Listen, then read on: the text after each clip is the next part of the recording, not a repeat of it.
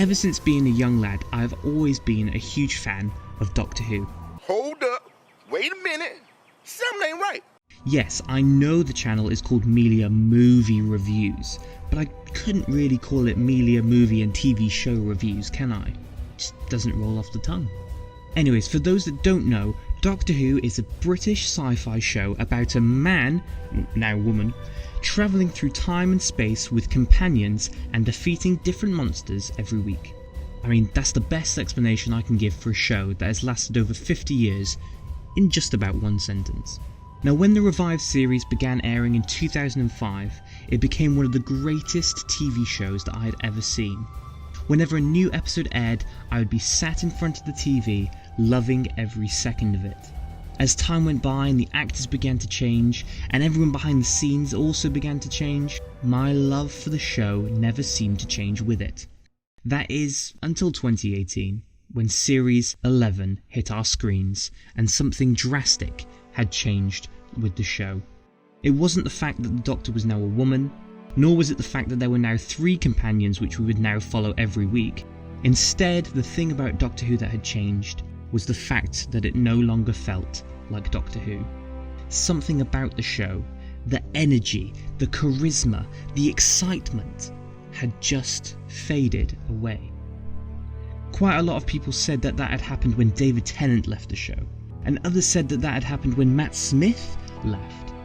But I for one will stand by and say that those things only disappeared once these two had left, and this guy would end up replacing them.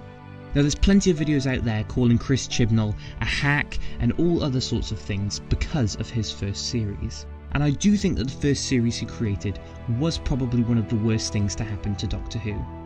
But what happened in Series 12 was one of the strangest things to happen in New Who history. Oh my god, no. I told you! Hold on. Chris Chibnall had done the impossible. For the first time ever, a showrunner for Doctor Who had made their second series better than their first. What? Yes! Called it. Now, don't get me wrong, there were definitely a lot of things that was bad in this series, some things much worse than others. But there were different elements within the series that made it much better than the car crash that came before it. Go back! Really? Alright, fine. So today I will be looking at those different elements to explain why I still have some hope left in Chris Chibnall's era of Doctor Who. Alright, Jerry, when you're right, you're right. Now I'm hooked.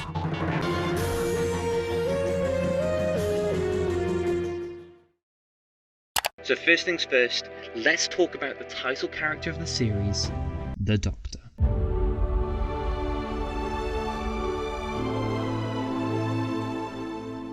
Back in 2017, the world was astonished to find out that the next Doctor after Peter Capaldi was going to be a woman.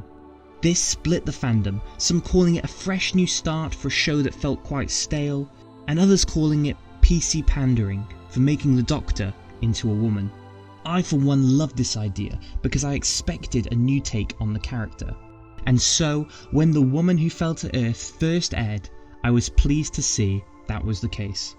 She felt distinctly doctory and gave a brilliant performance. And then the rest of Series 11 happened, and it was downhill from there. People began to blame Jodie Whittaker for the failure of the show, some even stating it was because she was a woman. However, the failure obviously wasn't because of her gender. Jodie Whittaker has done some amazing work in the past, and so we can see that she had amazing potential for the character. However, the writing and directing wasted this potential, and gave very little for Jodie to do. Thankfully though, Series 12 was different.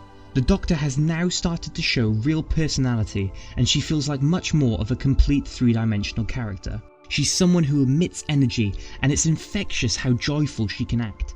However, that almost childlike happiness also means she acts a bit naive when she's trying to stop the bad guys. We see several times she acts heroically and ends up saving the day, but making a big mistake in the process. Now, although this is a character flaw, her having that flaw is what makes her a three-dimensional character. Instead of seeing her now as this superhero-like character who will never do anything wrong, as we saw sometimes in the previous series, she now is shown as this fallible person who is capable of making mistakes. and that ultimately ends up creating more tension in the show, which then results in making an episode actually mean something.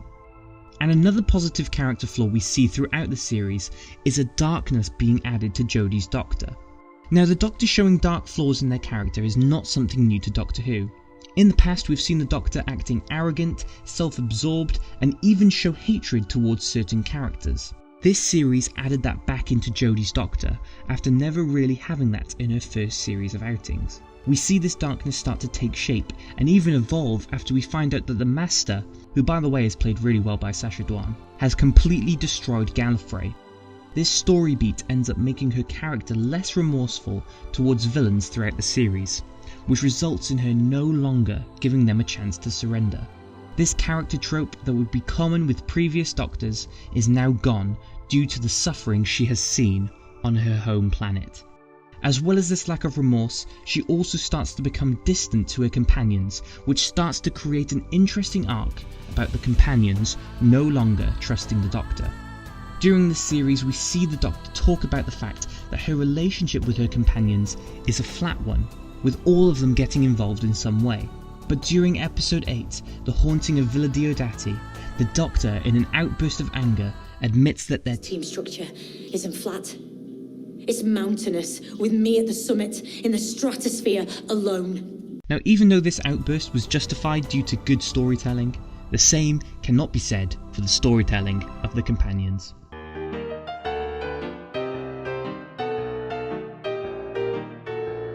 Back in Series 11, Jodie Whittaker's Doctor ends up bumping into 4 new companions: Ryan, his grandmother Grace, grandfather-in-law Graham, and Yaz, a policewoman who also used to go to school with Ryan.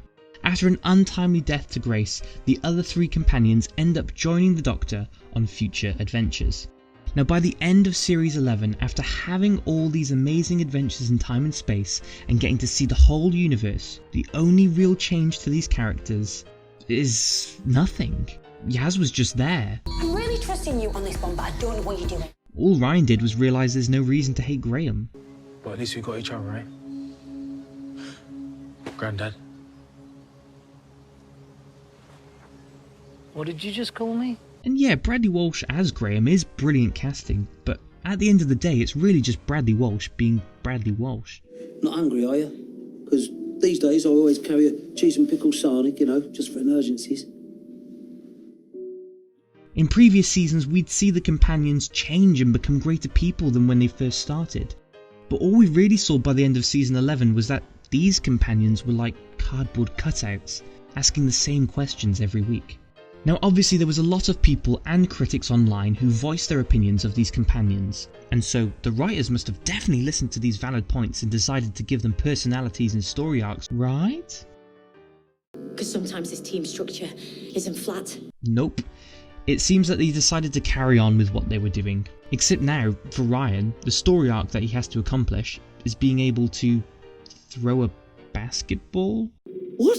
Yaz once again was there in the background, and the writers decided to make her ask even more questions this time. Is that where you go? Are you out looking for him? Where do you go? Why? Why not with us? Because you ask too many questions. And Bradley Walsh was once again being Bradley Walsh. Don't make me do the old soft shoe shuffle. The thing is, we've seen some great companions in this era of New Who, and we've seen multiple companions work well with each other. However, the issue that the writers seem to have faced is that they can't give these companions simple story arcs. We know that Yaz is a policewoman, but she never really uses that in a natural way. It's just said at some point, and then she's like, oh yeah, I am a policewoman. Lol, I forgot.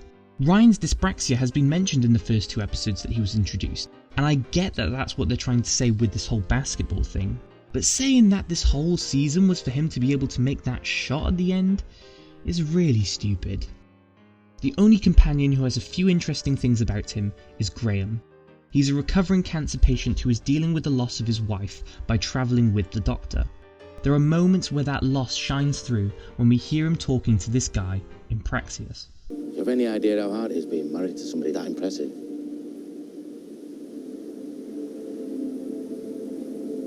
It really makes me wonder what the last 2 series would have been like if it was just the Doctor and Graham.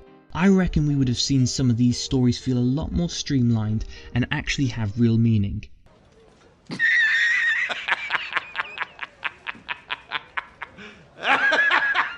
Pizza time. You serious? Now, who am I kidding? The real issue isn't the companions, it's...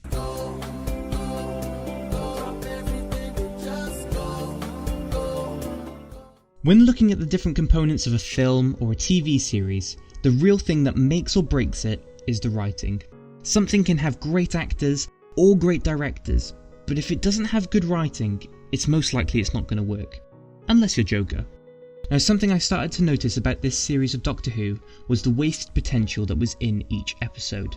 It seemed that the writers would have some absolutely golden ideas, but they could never seem to execute them properly. Let's give you an example. In the first 2 episodes, Spyfall Part 1 and 2, the writers ended up trying to merge 2 extremely famous British franchises together for an episode, Doctor Who and James Bond. If executed right, this could be an absolute gem of an episode, right? The name's Doctor. The Doctor.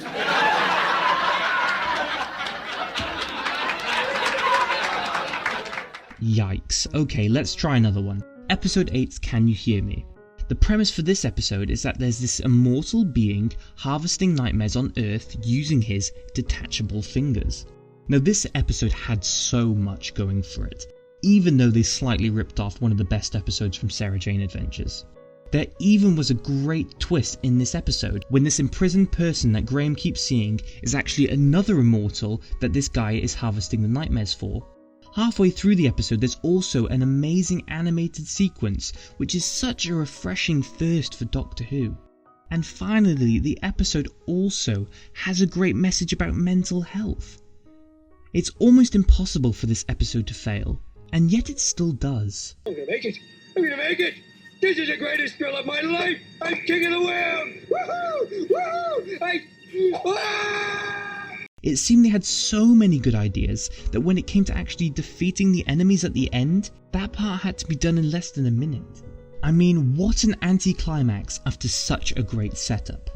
And this seems to happen in so many other episodes. The setup is so good, but there's just not enough time to flesh out all the ideas. Which is why I believe for the next season to succeed, the writers need to do something about their episodes. If they have loads of ideas, instead of rushing the episode, make them into 2 parts. Yes, they sort of did that with Skyfall, and even though those episodes weren't the greatest, it was deemed some of the better ones of Chibnall's era, because it actually spent time fleshing out the story whilst having a pretty good climax to the first part. If the writers ended up making more stories into 2-parters, I guarantee the quality of those episodes would be much higher. Now, after looking back at my script, I've begun to realise something. My opening remarks of Chris Chibnall had done the impossible. For the first time ever, a showrunner for Doctor Who had made their second series better than their first. May seem a bit weird after I've just slated the writing of these episodes, as well as 2 out of the 3 companions. And yes, even though there were quite a few bad episodes this season, often 55 in Praxias, there were definitely a couple of exceptions.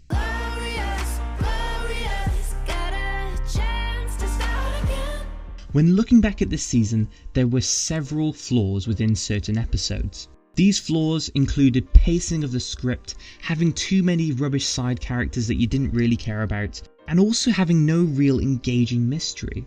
But when I began to watch these 2 episodes, I was shocked by how they end up becoming the best episodes so far in Chris Chibnall's run. Hey, that's pretty good. Let's start with Fugitive of the Jadoon. When this episode first aired, I was amazed by how it made me remember why I loved Doctor Who. The mystery, the funny one-off side characters, even the recurring monsters. And also bringing back one of the greatest characters to have come from this show's history, Captain Jack. You can get excited now. Ah! You miss me, right? Yes, yes, yes, yes. Yes. Literally, when that happened, I couldn't stop grinning. It was like watching Doctor Who when I was younger. Seeing Captain Jack interact with the other companions was amazing. even if it did show that they are extremely stale when compared to Jack. And yes, even though he was only setting up some bait for future episodes, it was still great to see him back after a long time out of the Whoniverse. But the most amazing part was still to come. The writing had brilliantly set up Ruth's character as the fugitive the Judoon were looking for. She clearly had a mysterious background, and so as the story progressed at a great pace, we find out more about her past. And just like the Doctor, we realise something isn't quite right. And then an incredible number of events begin to unfold at an exciting pace. As Ruth begins to break the glass, we see Time Lord energy enter her body. On first viewing, I was in awe by what had just happened. The writing had set it up so well that it became one of the best payoffs the Chibnall era has ever seen. But also, the thing that set this episode apart was that it then gave time for more stuff to happen even after that. We got to see Ruth's Doctor and learn a few things about her that would cause all fans to wonder how any of it made any sense. Even though the payoff at the end of the season was... Spoilers! Sorry, I'll leave that till later. This mystery of there being another Doctor made me excited to continue watching Doctor Who, until Praxeus came the week after, and then I was back in my old mood. Then I was pleasantly surprised again by the haunting of Villa Diodati. This episode first off had an interesting premise. The Doctor and companions meet Mary Shelley on the night that she would come up with Frankenstein. Now at first it did seem that the villain would be a ghost-like figure that was in the house that they were in, but then out of nowhere, halfway through the episode, the lone Cyberman ends up showing up at the house. Even though I found out that this idea had already been done by Big Finish, who by the way are a company who makes very good Doctor Who audiobooks, the idea that Mary Shelley was inspired to make Frankenstein due to the Cybermen, who are robots made up of parts of different people, is genius. Not only is the idea great, but the rest of the episode is great too. The side characters ended up being interesting people who you actually want to know more about. The mystery of the ghostly happenings is paid off well. And the lone Cyberman, wow! The design is done so well. It's been difficult for the Cybermen to ever stand out from each other, but this design is so grotesque that this could have definitely been a recurring villain for future series. Oh. Okay.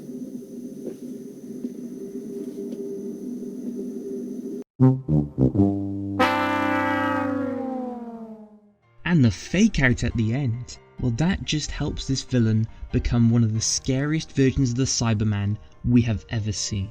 And finally, by the end of the episode, we have seen the Doctor go through all sorts of emotions, even seeing her shout at her friends before giving the lone Cyberman what it wants. Once again, this episode excited me for the episodes that were to come. Hopefully, they wouldn't disappoint. Wait a minute. It seems that we've actually got quite a lot to say about these last two episodes. Not sure why. Maybe it has something to do with the fact that it is very controversial. The child is you. I can't believe you've done this. So it seems that I'm going to have to take a leaf out of my own book and make this a two-parter. I know, but trust me, it's going to be worth it. So make sure that you subscribe to the channel and hit the bell icon in order to get notified for when the next part comes out. Thanks to all of you so much for watching. I do hope that you enjoyed the first part of this review. Don't worry, it won't be too long before the second part will be released. However, we might have to check in with a more current sci-fi TV show first. See you all next time.